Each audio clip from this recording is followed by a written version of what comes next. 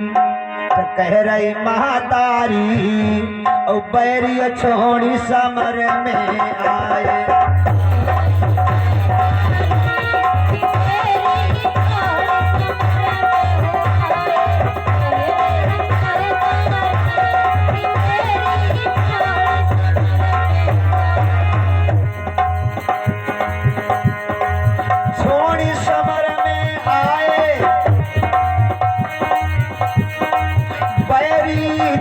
Summer में कह रही महातारी बैरिया छोड़ी समर में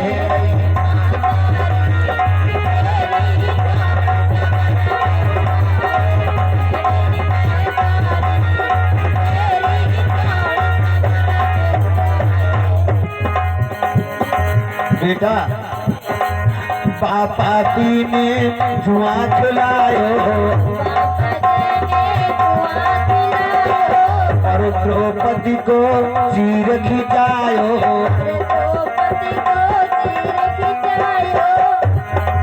बाने करी ख्वारी अरे बाने करी ख्वारी सुपैरिया छोड़ी समर में आए।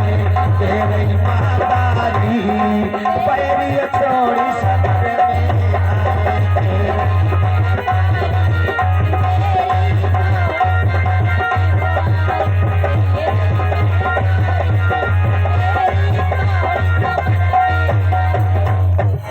आज जिसमें माँ ने बताया है तो पांडव भगवान से कहने लगे हैं प्रभु चलो जहाँ वो दुर्योधन है। और आज 18वां दिन का युद्ध है। आज दुर्योधन को ढूंढने के लिए निकले हैं पांचों पांडव। दुर्योधन अपने प्राण बचा करके भागा जा रहा है दक्षिण दिशा में। एक तालाब में जाकर के दुर्योधन प्रवेश कर जाता है। लक्ष्मी जी की गोदी में जाके बैठ जाता है। भगवान पहुंच गए उसी सरोवर पर और जल के अंदर छुपा बैठा है दुर्योधन। भीमसेन कहने लगे हैं प्रभु दुर्योधन जल के अंदर छुपा बैठा है।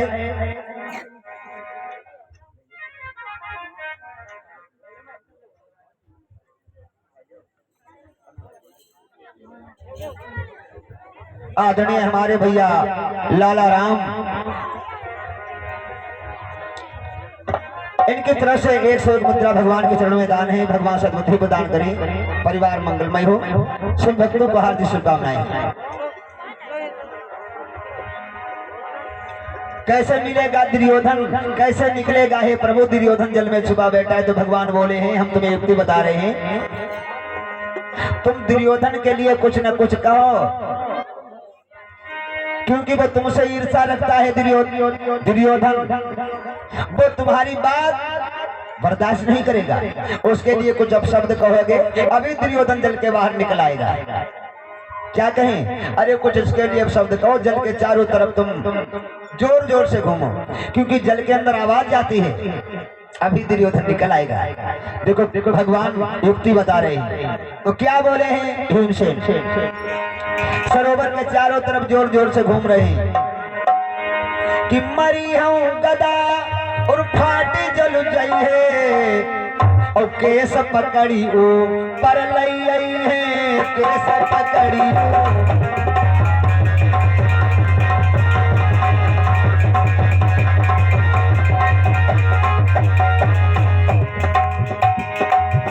अरे मरी हूँ गदा फाटी जल जाई है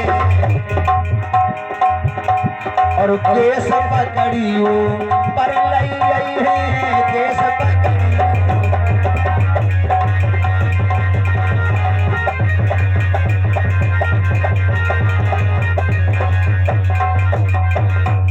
भीमसेन ने कहा दुर्योधन ऐसा गदा मारूंगा अभी जल फट जाएगा, हम तुझे पकड़ करके बाहर लाएंगे। बैर करते समय तुझे डर नहीं लगा था या आगे जल में छुप गया है क्या तो बच जाएगा?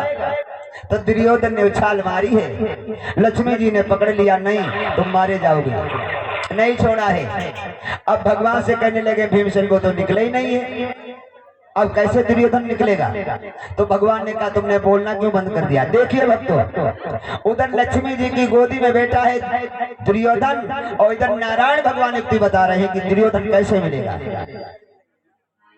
तुम कुछ न कुछ उसके लिए कहते रहो, अभी निकलेगा। तो फिर बोले हैं भीमसेन, दुर्योधन अरे तेरे भाग्य से बचे ना बैरी प्राण, तेरे भाग्य से बचे ना बैरी प्राण, निकल आओ जल के बीच से।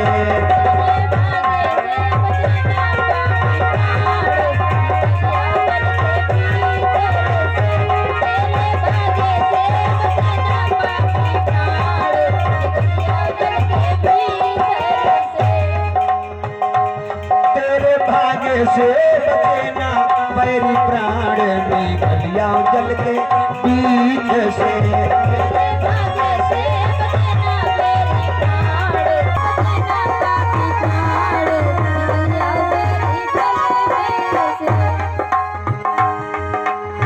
और तेरे भाग्य से बचेना बैरी प्राण, निकल आओ जल के बीच से।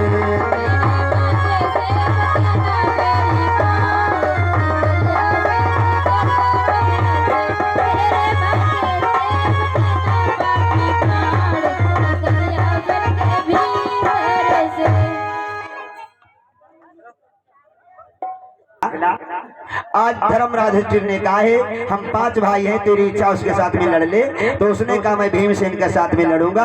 मल्ल दुआ हो भीमसेन के साथ गदाई दुआ है।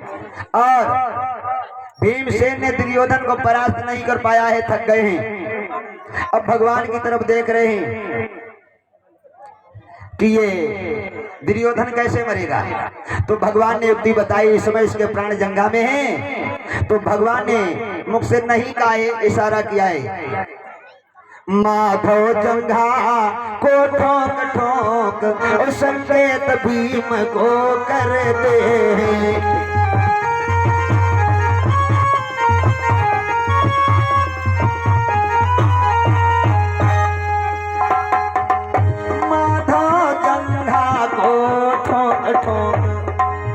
संकेत रथी को करते हैं, माधव जंघा को ठोक ठोक संकेत भीम को करते हैं।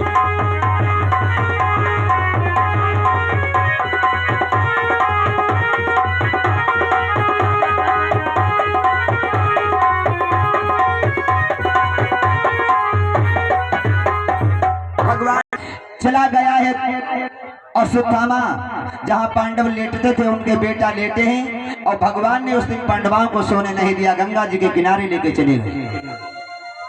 अश्वत्थामा क्रोध में गया है, पांडवों के बालकों के शीश काट लाया।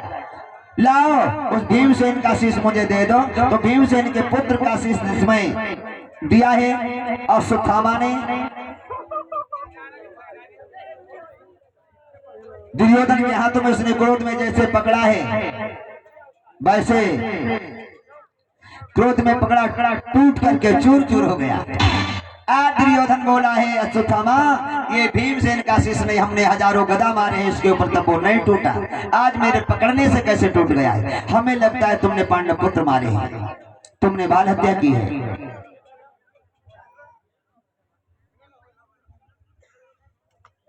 संतोष कश्यप जो सेना मौसे संतोष कश्यप, तुमने बाल हत्या की है। तुमने ये बहुत बुरा किया है, हमारा बैर पांडवों से था, उनके बेटों से नहीं। क्या बोला है दुर्योधन?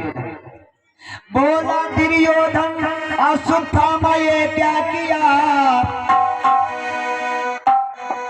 बोला दुर्योधन अश्वत्थामा ये क्या किया। उनके बेटों को तुमने खत्म क्यों किया। अब मेरे कुल में न कोई कन्हैया रहा, ना यहाँ कोई रहा ना वहाँ कोई रहा।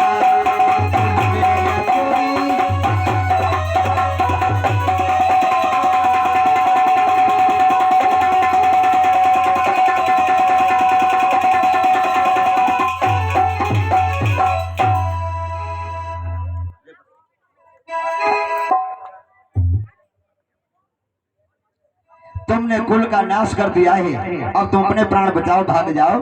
भाग गया है अश्वत्थामा और दुर्योधन ने अपने प्राण छोड़े हैं। पांडव लौट करके आए हैं, द्रौपदी का हाल देखा है तो भगवान ने कहा हाल अश्वत्थामा ने किया है। तो पार्थ कहने लगे देखो अश्वत्थामा कहाँ है। भागा जा रहा था, रथ को दौड़ा करके भगवान श्री कृष्ण ने अश्वत्थामा को पकड़ लिया, पकड़ करके द्रौपदी के पास में लाए।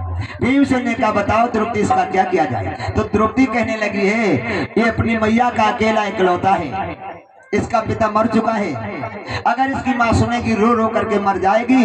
हमारे बेटा मर गए हैं मगर हमारे पति मौजूद हैं, हमारे बेटा और हो सकते हैं। हे प्रभु, हे कृष्ण, हे भैया, इसे जीवित छोड़ दिया जाए। आज द्रौपदी ने अश्वत्थामा को जीवन दान दे दिया। भगवान कहने लगे अर्जुन से इसने तुम्हारे बेटा मारे हैं, ये दुष्ट है, आताताई है, अपराधी को सजा देना बहुत अनिवार्य है, इसे मार दिया जाए। मगर ये ब्राह्मण है, ब्रह्म हत्या का पाप लगेगा। तो कहने लगे हैं पार्थ हम क्या करें हे प्रभु। तो भगवान ने कहा इसका सर मुड़वा करके, इसके मस्तक से मणि निकलवा करके इसे अपमानित करके यहाँ से भगा दिया जाए। उसी समय पार्थ ने अपने बाण की नोक से उसके मस्तक को चीर करके मणि निकाल ली, सर मुड़वा करके अपमानित करके वहां से भगा दिया। अश्वत्थामा कहने लगा हे कृष्ण तुमने मेरा अपमान कराया, अब मैं पांडव वंश नहीं चलने दूंगा। और वहां से गया है, उत्तरा देवी गर्भ से है और जाकर के उत्तरा देवी के गर्भ पर इसने ब्रह्म शक्ति ज्वाला जला दी। हे कथा प्रेमियों, आज उत्तरा देवी रोने लगी, अरे हाँ हाँ मामा, हाँ हाँ माधो, इस दासी की रक्षा कीजिए।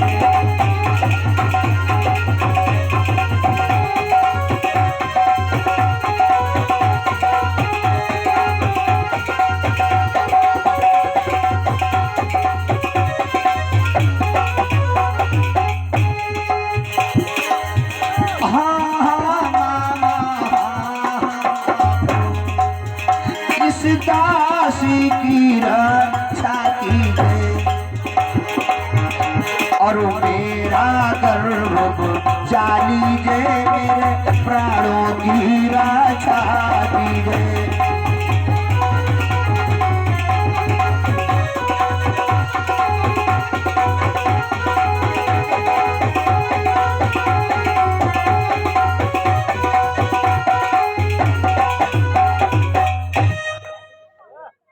सर्वेश कुमार की तरफ से 101 मुद्रा भगवान के चरण में दान है। परिवार मंगलमय।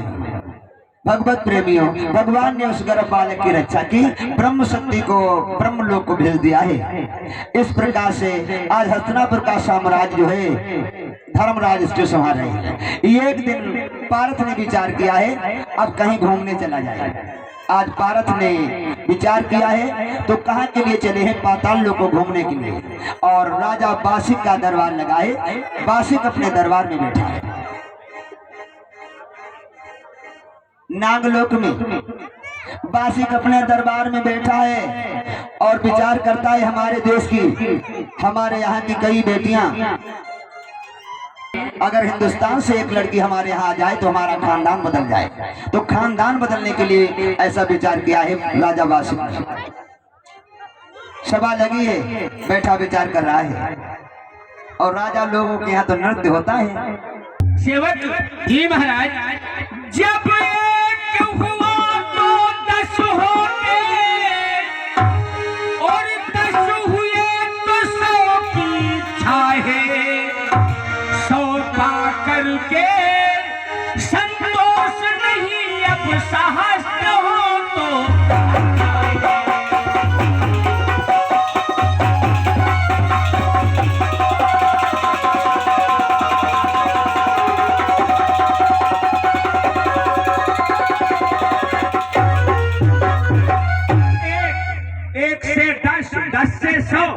मनुष्य की इच्छाएं संतान से कभी तृप्त नहीं होती, लेकिन फिर आगे क्या है, और जब तलक मैंने तृष्णा है तब तलक प्रकाश नहीं होगा,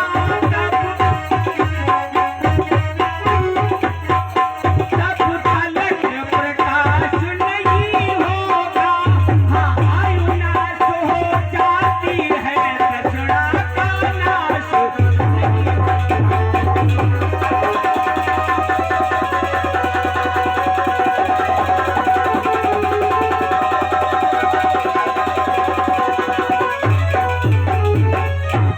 मनुष्य की आयु मृत्यु को प्राप्त हो जाती,